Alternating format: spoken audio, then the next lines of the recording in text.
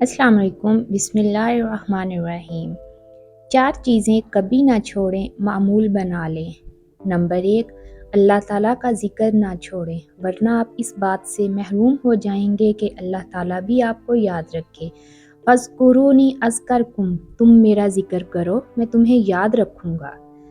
Number 2، شکر نہ چھوڑیں، ورنہ نعمتوں میں اضافے سے محرومی کا اندیشہ ہے۔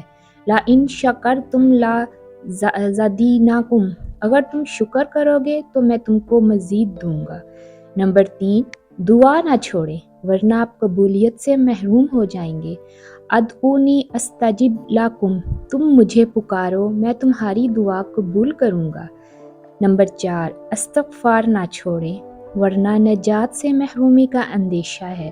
وَمَا كَانَ اللَّهُ مُعَذِّبَهُمْ وَهُمْ يَسْتَغْفِرُونَ، اللہ انہیں عذاب دینے والا نہیں ہے جب کہ وہ استغفار کرتے ہوں۔ دعا ہے آپ اور ہم سب کی زندگی خیر و برکت والی ہو، آمین ثم آمین۔ امید ہے آپ لوگوں کو میری ویڈیو پسند آئے گی۔ پلیز میرے چینل کو سبسکرائب کر دیں، ویڈیو پسند آئے تو لائک کیجیے گا۔ اللہ حافظ۔